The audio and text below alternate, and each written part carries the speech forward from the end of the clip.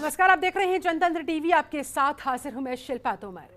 पंजाब में विधानसभा के आम चुनाव होने को 8 महीने का वक्त है, लेकिन प्रदेश की सियासत में अभी से उफान आना शुरू हो गया है।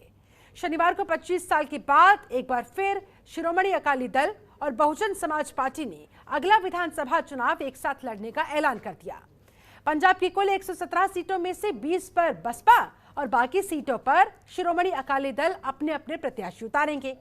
अब चंडीगढ़ में अकाली दल और बहुजन समाज पार्टी के बीच हुए इस गठबंधन से साबित हो गया कि इस बार के विधानसभा चुनाव में दलित राजनीति का मुद्दा सबसे अहम होगा। इससे पहले भारतीय जनता पार्टी भी पंजाब में दलित मुख्यमंत्री उतारने की बात कर रही थी। पंजाब की एक और मजबूत आम आदमी पार्टी ने भी बहुत पहले ही दलित कार्ड खेल दिया था। उन्होंने नेता विपक्ष सुखपाल सिंह खेरा को हटाकर दलित नेता दलजीत सिंह चीमा को नेता विपक्ष बनाया हुआ है। और अगर पंजाब की सत्तारूढ़ कांग्रेस की बात करें तो इस वक्त कांग्रेस दलित राजनीति को लेकर सभी विपक्षी दलों के निशाने पर है।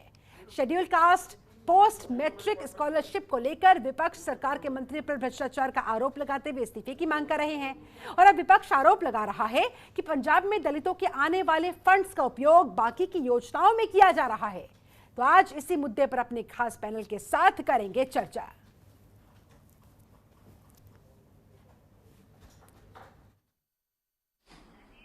बहन जी बहुत बहुत मुबारक आपको जी। आज जी बहुत खुशी हुई, इतनी खुशी हुई है कि मैं बयान नहीं कर सकता। सब सेरेमनी होगी, बहुत खुशी हुई जी। आप जल्दी आपको दावत देंगे कि पंजाब में आए। ठीक है जी, ठीक। आगे से आप इलेक्शन भी पंजाब से लड़ा। आपका स्वास्थ्य पूछ रही है, आपका स्वास्थ्य, आपका सेहत ठीक है जी? आपकी सेहत पूछ रही है। मेरी ठीक है जी, बिल्कुल ठीक है, ठीक है, ठीक। तो इस मसले पर चर्चा करने के लिए हमारे साथ एक पूरा खास पैनल इस समय जुड़ चुका है। हमारे साथ है बीजेपी प्रवक्ता वसीम रजा जुड़े हुए हैं, बहुत स्वागत है आपका। कांग्रेस प्रवक्ता अर्शप्रीत खड़ियाल जुड़े हुए हैं। गंगाराम अंबेडकर दलित चिंतक भी हमारे साथ मौजूद है। आप प्रवक्ता हुदा जरीवाला हमारे साथ जुड़ी हुई है। आप सभी मेहमानों का सबसे पहले बहुत बहुत स्वागत करती हूँ। चर्चा की शुरुआत सबसे पहले गंगाराम अंबेडकर जी आपके साथ करना चाहूंगी। जिस तरह से ये बड़ा ऐलान किया गया है, ये गठबंधन सामने आ रहा है, आगामी चुनाव में दलित कार्ड बहुत महत्वपूर्ण फैक्टर साबित होने जा रहा है। आप इसको किस तरह से देखते हैं? दलितों के लिए, दलित समाज के लिए ये किस तरह से देखा जाए, किस हद तक ये लाभकारी होने वाला है, क्या लग रहा है आपको?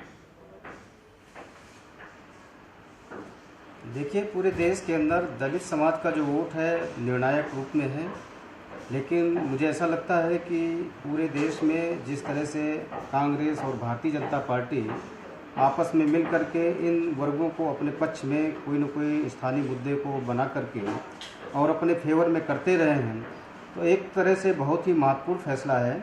जैसा कि भारतीय जनता पार्टी और कांग्रेस के मुकाबले में जो क्षेत्रीय दल हैं, जब तक वो आपस में तालमेल करके गठबंधन करके चुनाव मैदान में नहीं आते हैं, इन पार्टियों से मुकाबला करना थोड़ा कठिन है। तो जैसा कि बहुजन समाज पार्टी की तरफ से जो फैसला किया गया है, ये बहुत ही महत्वपूर्ण और बहुत ही अच्छा कदम है। और इसी तरह अगर पूरे देश में अगर बहुजन समाज पार्टी वहाँ की क्षेत्रीय पार्टियों के साथ मिल करके अपनी ताकत बढ़ाती है, तो निश्चित तौर से पूरे देश के अनुसूचित जाति जनजाति के साथ साथ अन्य वंचित समाज के लोगों का मनोबल बढ़ेगा और सत्ता सियासत में उनको उचित सम्मान और भागीदारी मिल सकती है। आपको लग रहा है कि आप लोगों का, आपके समाज के लोगों का कुछ भला हो पाएगा या मात्र वोट बैंक रहकर बनकर आप लोग रह जाएंगे? इस बार कुछ संभावनाएं अलग, कुछ उम्मीदें अलग? मानव कांसीराम जी ने इन समाज के वर्गों से कहा था जी कि आप इस देश में बाबा साहब अम्बेडकर ने आपको जो वोट की ताकत दिया है, एक मजबूत ताकत दिया है, इससे आप राजा बना सकते हो, राजा बन सकते हो। तो ये वोट बैंक का सवाल नहीं है, ये सियासत में अपना मुकाम हासिल करने का है। जैसा कि मानव श्री कांसीराम जी ने उत्तर प्रदेश में 1993 में समाजवादी पार्टी के साथ मिलकर और उन वर्गों को सत्ता सियासत में मुकाम दिलाया जिन लोगों के बारे में ऐसा मानना था कि इस समाज के लोग कभी प्रधान और जिला पंचायत विधायक और ब्लॉक मुखी नहीं चला सकते हैं जी, तो माननीय कांशीराम जी ने सत्ता सियासत में गठबंधन करके इन वर्गों के नेताओं को ये महसूस कराया कि नहीं, ये सरकार भी चला सकते हैं और शासन सत्ता में हिस्सेदार भी बन सकते हैं। चलिए ठीक है, आऊंगी आपके पास, लौटूंगी आपके पास। हुदा जरीवाला जी, आपका फर्स्ट रिएक्शन चाहूंगी इस गठबंधन पर, इस बड़े ऐलान पर।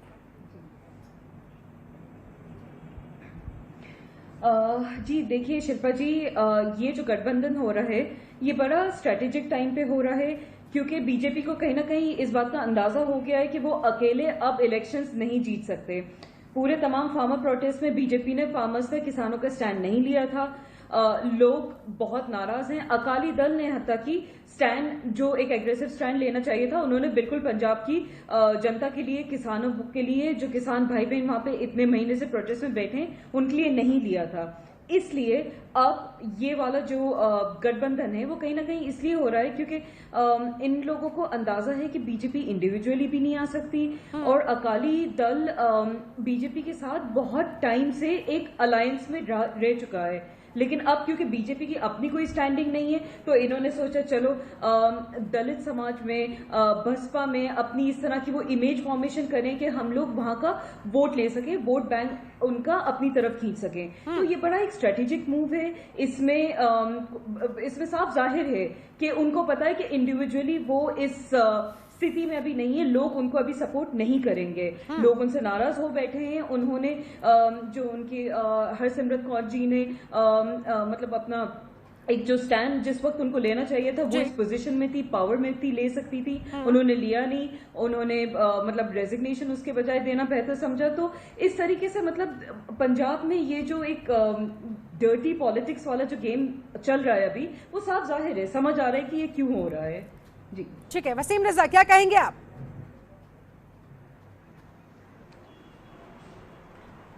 देखिए शिल्पा जी, ये जो अभी मैं बड़े आराम से इन लोगों की बातें सुन रहा था, इस अलायंस में मैं कहूंगा कुछ भी नहीं है। पहले नंबर, ये अलायंस अपने आप में दलित और वंचित समाज को, जो अनुसूचित जाति वर्ग है, उसके साथ एक बहुत बड़ा धोखा है। इस अलायंस में एक बहुत बड़ा धोखा हुआ है। और इसके साथ साथ मैं एक बात कहूंगा कि देश की दो डूबती हुई पार्टियों का आपस में मेल है, इससे ज्यादा कुछ भी नहीं है। ये मैं एक बात कहूंगा, अगर अकाली दल को और बीएसपी को समझौता करना था तो बीएसपी के शीर्ष नेतृत्व को दलित, वंचित और अनुसूचित जाति वर्ग के लोगों की चिंता होती तो आज इस गठबंधन में 20 सीटें ली गई है, अकाली दल से बीएसपी को मिली है। हाँ। उन 20 सीटों में 8 सीटें जो है जो रिजर्व सीटें ली गई हैं और 12 सीटें जो है सामान्य जनरल सीटें ली गई। और उन सीटों की परिस्थिति को निकाल के देखा जाए तो 8 सीटें वो सीटें दी गई हैं जहां पे बीएसपी का आधार बिल्कुल ही नहीं है। मैं एक मिसाल दूंगा कि अगर जालंधर जिले में अगर 2 सीटें रिजर्व सीट अगर 2 बीएसपी को दी गई है, एक है करतारपुर और एक दिया गया है जालंधर वेस्ट, अगर सही मायनों में साफ दिल से अकाली दल बीएसपी के साथ होती और बीएसपी को सीटें देना था, तो जहां पे एक आदमपुर सीट और एक फिल्लौर सीट, अगर इस डिबेट को बीएसपी के पंजाब का यूनिट देख रहा हो तो उनको भी ये संज्ञान होगा कि बीएसपी का थोड़ा बहुत कहीं जनाधार है तो फिल्लौर में और आदमपुर में है, तो उन सीटों को क्यों नहीं दिया अकाली दल ने। हम ये बात कहेंगे, अकाली दल पंजाब के अंदर बैसाखी की तलाश कर रहा था। पंजाब में अकाली दल जो है, जो अपने आप को सबसे बड़ी पार्टी का दम भरता था, आज पंजाब के अंदर अकाली दल अकेले चुनाव लड़ने में सक्षम नहीं है, क्योंकि अकाली दल के साथ बीजेपी का बहुत लंबे समय से गठबंधन रहा। और गठबंधन में जो अकाली दल भी जो सीटें जीतती आई हैं, उसमें बीजेपी का बहुत बड़ा वोट शेयर जो था, बीजेपी का वोट शेयर जो अकाली दल को मिलता आया है। और जब से अलायंस टूटने के बाद अकाली दल पूरे पंजाब में हतोत्साहित था, घबराया हुआ था, तो आज एक डूबती हुई पार्टी का सहारा लिया है उसने। इससे ज्यादा कुछ नहीं, उससे ज्यादा और कुछ नहीं है। उसके बाद एक बात मैं कहूंगा, क्या 25 साल पहले बसपा और अकाली दल के अलायंस की जिक्र हुआ, अभी डिबेट में भी इस जिक्र आया है, तो मैं एक बात याद दिलाना चाहूंगा, 25 वर्ष पहले जो उन दोनों का गठबंधन था, उसके बाद अकाली दल ने जो पंजाब का बीएसपी का यूनिट था उसको तोड़ के बहुजन समाज मोर्चा बना दिया। और उस टाइम पंजाब के अंदर कांशीराम जी की सोच पे पंजाब में एक बहुत बड़ा वर्ग जो था बीएसपी का वोट बैंक था, और पूरे वोट बैंक का तहस नहस करके उन्होंने बहुजन समाज मोर्चा करके बसपा को एक बहुत बड़ा नुकसान पहुंचाया। उसके बाद बसपा ने फोकस किया उत्तर प्रदेश में। क्या बहुजन समाजवादी पार्टी को वो वक्त भूल जाएगा? क्या आने वाले वक्त में अकाली दल इनके साथ ये धोखाधड़ी नहीं करेगा? इस पे भी गहन चिंता करने की जरूरत है। वैसे अब बसपा का पंजाब में कुछ भी नहीं है, बसपा का पंजाब में कुछ नहीं है। 2017 चुनाव में 8.5 to 1.52% जो बसपा का वोट शेयर था और कुछ भी मायने नहीं रखता। और पंजाब में बीजेपी आश्वस्त है और बीजेपी अकेले 117 सीटों पर लड़ने का लक्ष्य लेके चली हुई है। ठीक है, हमारे साथ अर्शप्रीत खड़ियाल जी भी जुड़े हुए हैं, कांग्रेस प्रवक्ता है। कांग्रेस का क्या मानना है अर्शप्रीत जी इस गठबंधन को लेकर? अकाली दल और बीएसपी जो 25 सालों के बाद साथ आए हैं, क्या लग रहा है आपको? इससे पहले कि मैं आपके सवाल का जवाब दूं, मेरे जो मित्र हैं बीजेपी के जो स्पोक्स पर्सन है अभी बोल के हटे, हम 117 सीटें जीतेंगे पंजाब में 114 सीटें हैं। दूसरी बात ये है कि देखिए बसपा और अकाली दल दोनों सिंकिंग शिप्स हैं, ये डूबती हुई किश्तियां हैं जो एक दूसरे के साथ गठबंधन कर रही हैं। लेकिन back in the day BSP ने चाहे हरियाणा हो, चाहे महाराष्ट्र हो, चाहे भोपाल हो, चाहे यूपी हो, हर जगह इन्होंने हार पाई है एंड उनका ग्राफ सिर्फ नीचे को गया है। मैं आपको एक चीज क्लैरिफाई कर देना चाहता हूं पंजाब के डोमेन में कि अकाली दल में एक सीजन्ड अकाली दल का लीडर है विरसा सिंह बलतोहा। उसने मॉक किया था दलित्स को, उसने मजाक उड़ाया था एंड डिस्पाइट दैट एक भी एक्शन उसके खिलाफ लिया नहीं गया। 2021 में उसको खेमकरन से फिर से नॉमिनेट किया गया है। He was the chief spokesperson of Akali Dal. He has also been an MLA and उसके बावजूद he is still a member of the Akali Dal. दूसरी बात देखिए ये है कि लाठी का सहारा अकाली दल को चाहिए पंजाब में, बिकॉज लास्ट टाइम इनके पास बीजेपी थी जो सेंटर में पावर में है। डिस्पाइट दैट ये यहाँ पे जीत नहीं सके, 20 के पास इनके पास सीटें आई थी और इन्होंने ऑपोजिशन भी यहाँ पे फॉर्म नहीं की एंड सेंटर का साथ लेकर के भी अगर नहीं जीत पाए तो बीएसपी का साथ लेकर के तो ये क्या ही करेंगे। और मैं ये चीज क्लियर कर देना चाहता हूँ कि दोनों पार्टीज क्राइसिस में हैं, क्राइसिस चल रहा है दोनों पार्टीज में, हड़बड़ा रहे हैं कि अब कहीं जीत नहीं रहे तो at least let's try something new ताकि कुछ ना कुछ उभर के आ सके। लेकिन मैं ये आश्वासन देना चाहता हूँ सबको कि अकाली दल ने दलित्स के लिए पंजाब में एक भी चीज नहीं की है। इनके पास सुख विलास हैं, इनके पास होटल्स हैं, इनके पास बिजनेसेस हैं ब्लूमिंग। मिस्टर बादल is one of the richest six in the world, पूरी दुनिया में सबसे अमीर है, वन ऑफ देम। इसके बावजूद इन्होंने 1 रुपया दलित्स को दिया नहीं है आज तक पंजाब में। दूसरी बात यह है कि कांग्रेस ने पंजाब में दलित स्टूडेंट्स के लिए, दलित गर्ल्स के लिए एटलीस्ट 10 स्कीम्स लेके आए, उनको फ्री टेक्स्ट बुक्स दी हैं, उनको पोस्ट मैट्रिक स्कॉलरशिप दी है एंड इंश्योर किया है कि हर बच्चा जो दलित है उसको पढ़ाई कराई जा सके एंड उसको अपने पैरों पे खड़ा होने दिया जा सके। एंड पंजाब सरकार कोई ऐसा कदम छोड़ेगी नहीं। जी, पंजाब सरकार जो है, कांग्रेस पार्टी जो है वो कमिटेड है to serve the Dalits and हमने इसकी वजह से जो हमारा बजट सेशन भी है एक बहुत ही बड़ा चंक पैसों का हमने दलित्स के लिए रखा है एंड देयरफॉर ये जो अकाली मिलाकर आपका कहना है कि ये अलायंस कुछ कमाल नहीं करने वाली है। नहीं, it's not going to do anything। चलिए ठीक, कोशिश ब्रेक पर जाने से पहले चर्चा हो रही थी तो वसीम रजा जी अपना रिएक्शन देना चाह रहे थे। वसीम जी आपके पास, उसके बाद अन्य तमाम मेहमान।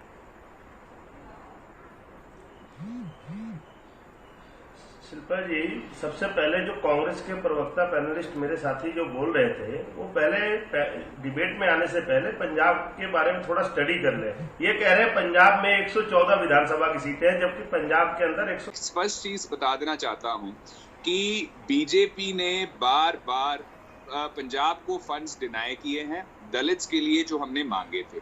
हमने इन्हें कहा कि हमें 1500 करोड़ दीजिए ताकि हम जो SC/SC स्टूडेंट्स हैं उनको पढ़ा सके, लेकिन ये करते क्या है, सिर्फ अपनी पार्टीज को, जो इनकी स्टेट्स में इनकी पार्टीज जीती हुई हैं, उनको फंड्स देते हैं, जितना वो मांगते हैं उससे भी ज्यादा देते हैं।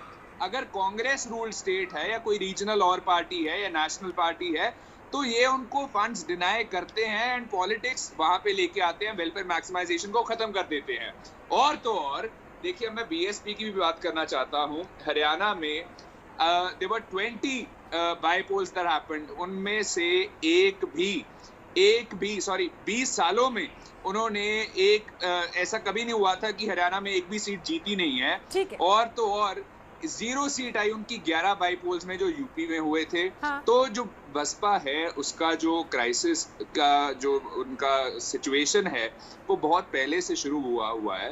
तो दो सिंकिंग शिप्स जब इकट्ठी होती हैं तो वो बचती नहीं है, वो दोनों डूबती हैं। तो जो पिछली बार अकाली दल की कुछ हैंडफुल ऑफ सीट्स थी, वो हैंडफुल से भी रह के अब मेरे को लगता है अभी 0 पे आएंगे वो। और जो बसपा है उन्होंने अपने फ्यूचर को एंटागोनाइज कर दिया। करना होगा इसके लिए इंतजार। हुदा जी, आपके पास आते हुए, आम आदमी पार्टी ने तो दलित कार्ड बहुत पहले ही खेल दिया था जी। नेता विपक्ष को ही हटा दिया गया था और दलित नेता दलजीत सिंह चीमा को नेता विपक्ष बना दिया गया था। आपको क्या लग रहा है, आप किस हद तक दलितों को रिझा पाएंगे, कैसे उन्हें कन्विंस कर पाएंगे कि हाँ वाकई में आप असल में चिंतक है उनके? देखिए शिल्पा जी, आप जानती हैं 2022 में पंजाब एक बहुत एग्रेसिव ग्राउंड होगा इलेक्शंस के लिए, बिकॉज पंजाब में आप हमेशा देखते हैं बगैर ड्रामा के, बगैर एक्शन के कोई भी इलेक्शन मुकम्मल नहीं होता है। हाँ। इस सूरत हाल में आप जहां तक दलित की बात कर रही हैं, तो आम आदमी पार्टी का सपोर्ट दलितों के साथ शुरू दिन से है। आम आदमी का मतलब ही, हमारा काम ही आम आदमी के लिए है। आम आदमी की नीतियों की हम बात करते हैं, आम आदमी के छोटे छोटे मुद्दों को हम लेके चलते हैं, बिजली, पानी, इस तरह की शिक्षा वगैरह, ये चीजें जो दिल्ली डेवलपमेंट मॉडल में हुआ है, दिल्ली डेवलपमेंट मॉडल को ही हम पंजाब में और दूसरे स्टेट्स में जहां पे पार्टी कंटेस्ट करेगी, वो उसी मॉडल को रिक्रिएट करने का हमेशा से आम आदमी पार्टी का स्टैंड रहेगा। पिछले दफा भी जब हम पंजाब में लड़े थे, हमने पंजाब में लोगों के बीच एक बहुत ही सराहना पाया था, एक प्रेजेंस पाया था। ठीक है, वो रिजल्ट नहीं आ पाया था जो हम चाह रहे थे, लेकिन at the same time Punjab में हमारा प्रेजेंस बहुत अच्छा था। क्यों? क्योंकि वहां पे हमने गरीबों के हित की बात करी, वहां पे हमने दलित और पिछड़े ऐसे ऑप्रेस्ड कम्युनिटी की बात करी, जिनको जी समय की मेरे पास कमी है। गंगाराम जी, तमाम राजनीतिक दल दलितों के प्रति अपनी चिंता तो व्यक्त करते हैं कि हाँ हमें उनके हितों की चिंता है, लेकिन वास्तविकता में दलितों की स्थिति फिर सुधरती क्यों नहीं है? देखिए शिल्पा जी, पंजाब राज्य में देश में सबसे ज़्यादा अनुसूचित जाति जनजाति समाज का वोट है। वहाँ करीब 37-38% के आसपास अनुसूचित जाति के वोट हैं। खासतौर से भारतीय जनता पार्टी और जो कांग्रेस पार्टी के जो प्रवक्तागण अनुसूचित जाति की हमदर्दी के लिए दोनों घड़ियाली आंसू बहा रहे हैं। मैं दोनों के बारे में कहता हूं कि एक तो वो MNREGA job card, ration card, MNREGA card में हमारे लोगों को उलझा रखा है। दूसरा, भारतीय जनता पार्टी के लोगों ने शिक्षा और नौकरियों के रास्ते तो बंद कर दिया है। हाँ। दूसरी तरफ 5 किलो चावल और गेहूं में हमारे समाज को उलझा रखा है। दूसरी तरफ जो बहुजन समाज पार्टी ने गठबंधन किया है, तो इससे इन दोनों पार्टियों को बड़ी हैरानी और परेशानी है। जैसा कि अकाली दल के बारे में बीजेपी के प्रवक्ता महोदय बोल रहे थे, अभी कल तक तो अकाली दल बहुत अच्छी थी और आप उनके साथ दोस्ताना संबंध बना के सरकार भी चला रहे थे। हाँ। तब अकाली दल शिरोमण बहुत अच्छा था, लेकिन अब आज जब अकाली दल आपके साथ नहीं है, अरे डूबती नैया को बचाने के लिए तो आप उत्तर प्रदेश जैसे लोगों में अनुप्रिया पटेल, ओम प्रकाश राजभर के साथ गठबंधन किया है। पूरे देश में आप लोगों ने वहाँ जाके बिहार में गठबंधन किया है। तो हर राजनीतिक दल अपनी अपनी ताकत को बढ़ाने के लिए वो स्थानीय लेवल पर अपने वोट बैंक को आधार मान करके गठबंधन करते हैं।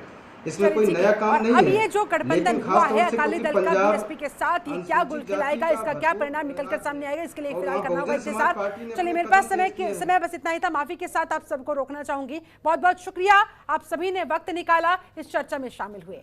तो कुल मिलाकर गठबंधन तो हो गया है, अब देखने वाली बात होगी कि ये गठबंधन आगे क्या रंग लाएगा। और साथ ही तमाम राजनीतिक दल इस समय जो दलित दलित चिल्ला रहे हैं, दलित को सिर्फ दलित कार्ड खेलकर वोट बैंक में तब्दील करना चाहते हैं या वाकई में धरातल पर दलितों के उत्थान के लिए कुछ करेंगे भी, इसके लिए भी करना होगा इंतजार। चलिए इसी के साथ मेरे साथ इस खास चर्चा में जुड़ने के लिए आपसे बहुत बहुत शुक्रिया। बने रहे जनतंत्र टीवी के साथ। नमस्कार।